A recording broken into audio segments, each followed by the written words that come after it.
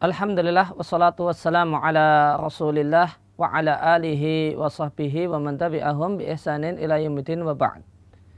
Bapak dan Ibu kaum muslimin dan muslimah rahimani wa rahimakumullah.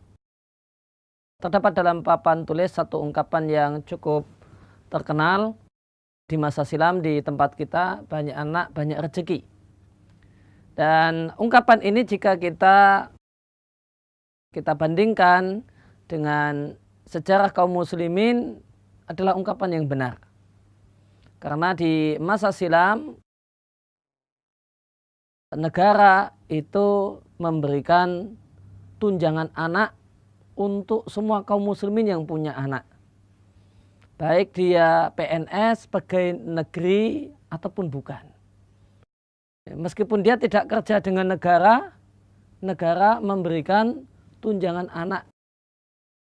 Begitu tambah anak, maka ada tunjangan anak yang akan diberikan oleh negara kepada si orang tua. Saya catatkan di papan tulis ungkapan dan perkataan Umar bin Khattab radhiyallahu anhu. Beliau mengatakan, "Inna nafradu likulli mauludin fil Islam." Sesungguhnya kami menetapkan jatah tunjangan dengan nilai uang tertentu likulli maulidin fil Islam untuk setiap anak yang lahir dari keluarga kaum muslimin.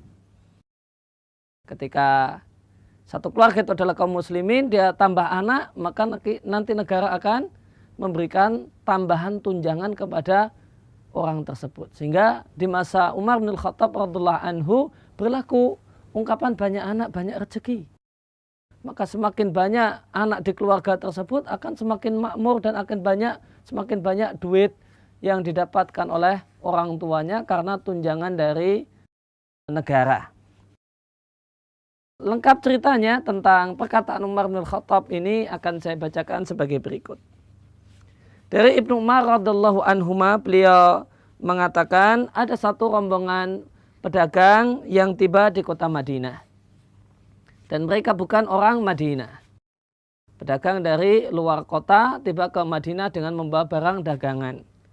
Fanazalu al-musalla, mereka lalu singgah dan istirahat di tanah lapang yang biasa digunakan untuk sholat Id.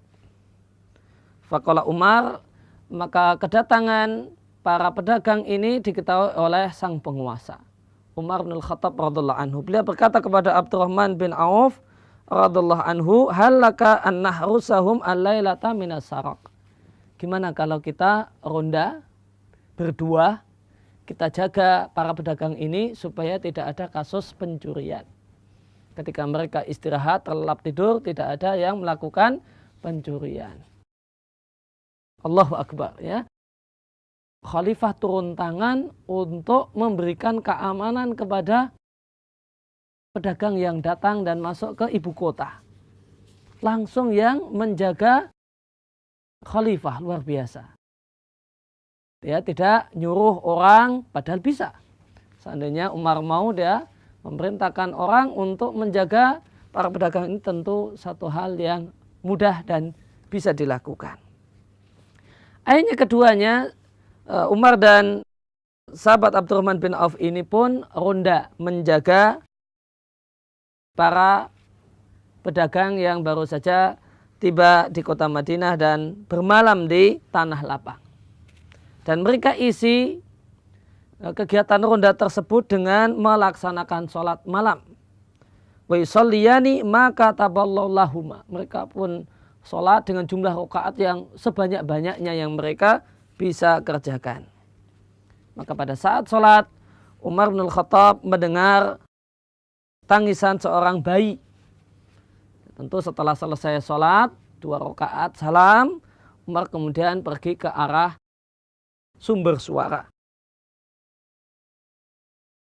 Dan setelah sampai ke tempat sumber suara itu, Umar berkata kepada ibunya. Dan si ibu ini nampaknya tidak tahu kalau yang memberikan perintah adalah Umar bin Khattab. Dia mengatakan, ittaqillaha wa ahsini ila sobiyiki. Bertakwalah engkau kepada Allah dan berbuat baiklah kepada bayimu. Setelah Berpesan demikian, Umar kembali ke tempat sholatnya. Namun Umar kembali mendengar tangisan bayi tersebut. Untuk kedua kalinya Umar mendatangi sang ibu dan berkata semisal apa yang beliau katakan pada awalnya. Kemudian Umar pun kembali ke tempat sholatnya. Maka di akhir malam Umar kembali mendengar suara tangis anak itu. Akhirnya Umar pun mendatangi ibunya. Berarti ini yang untuk yang ketiga kalinya. Kemudian Umar mengatakan, "Wahai haki, inni la'araki umma sau'in." Celaka engkau wahai ibu. Saya lihat engkau adalah seorang ibu yang tidak baik. Kenapa aku melihat anakmu itu tidak bisa tidur nyenyak semalam ini. Nangis terus. Maka nampaknya sang ibu tidak tahu kalau yang menegur dan berbicara dengannya adalah khalifah, sang penguasa. Maka sang ibu mengatakan, "Ya Abdullah, wahai hamba Allah." Ya, dia tidak mengatakan ya Amirul Mukminin. Berarti ibu ini tidak tahu dia bicara dengan siapa. "Ya Abdullah, wahai hamba Allah, engkau menggangguku sejak awal malam. Bolak-balik engkau datang ke sini negur aku." Kemudian sang ibu mengatakan, "Ini kenapa bayiku kok berulang kali nangis? Itu sebabnya karena aku paksa dia untuk supaya tersapih dan dia tidak mau. Dia menangis, merengek-rengek, minta ASI." Maka Umar berkata kepada sang ibu, "Walima, kenapa engkau paksa bayimu untuk tersapih?" Maka sang ibu mengatakan, "Li'anna Umar la yafridu ila lil futum." Karena sesungguhnya Umar itu tidaklah memberikan tunjangan bayi kecuali manakala bayi tersebut sudah tersapih. Maka kemudian Umar bertanya kepadanya, "Berapa umur bayimu ini?" Sang ibu mengatakan umurnya sekian bulan. Belum sampai setahun. Sudah dipaksa oleh sang ibu untuk disapih karena kebijakan Umar ketika itu ada tunjangan anak untuk semua kaum muslimin yang punya anak dengan syarat anak tersebut sudah tersapih.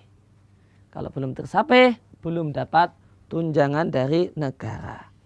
Maka Umar mengatakan, "Celaka engkau wahai ibu, jangan engkau tergesa-gesa untuk menyapih anakmu." Fasala al-fajra wa ma yastabinu an-nasu qira'atahu min ghalabatil buka. Maka ketika pagi tiba, Umar pun memimpin sholat subuh berjamaah di Masjid Nabawi. Dan para jamaah subuh ketika itu tidak bisa mendengar dengan jelas bacaan Al-Qur'annya Umar bin Khattab saat jadi imam. Kenapa? Karena beliau menjadi imam sambil menangis terseduh-seduh.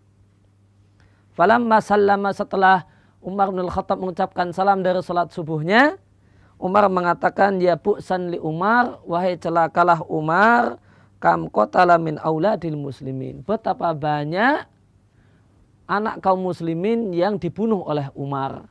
Gara-gara orang tuanya ingin dapat tunjangan, maka orang tuanya kemudian maksa anaknya supaya tersapih. Padahal anaknya ini masih sangat butuh ASI. Maka boleh jadi sampai ada anak yang mati karenanya. Summa amara munadian fanada. Maka setelah selesai sholat subuh itu, Umar kemudian memerintahkan seseorang untuk memberikan pengumuman kepada seluruh penduduk Madinah. Isi pengumumannya, "Ala la tu'jilu sibyanakum anil fitam." Janganlah kalian tergesa-gesa membuat anak-anak kalian tersapih. Santai saja. Sekarang ada peraturan baru. Terjadi perubahan kebijakan. Maka kami akan tetapkan tunjangan anak likuli mauludin fil Islam. Untuk semua anak yang lahir dari keluarga kaum muslimin. Tidak disyaratkan lagi untuk dalam kondisi tersapih. Wa kataba bidzalika ilal afaq. Umar pun berkirim surat kepada semua gubernur di wilayah negeri kaum muslimin ketika itu. Isinya adalah teks yang kami tulis di papan tulis. Kami akan tetapkan tunjangan untuk setiap anak yang lahir dari keluarga kaum muslimin tanpa ada lagi persyaratan kalau itu sudah tersapai. Begitu lahir langsung dapat tunjangan. Kisah ini diriwayatkan oleh Ibnu Sa'ad dalam Tabaqatul Kubra, demikian juga Abdul Razak dalam Musannaf, Abu Ubaid dalam Al-Amwal dan dalam Tarikh Dimashq. Maka dalam kisah yang saya bacakan dalam kesempatan kali ini kita lihat kebijakan negara di masa Umar bin Khattab. Pada awalnya Khalifah Umar bin Khattab memiliki kebijakan adanya tunjangan anak untuk setiap keluarga muslim dengan catatan anak tersebut sudah tersapai.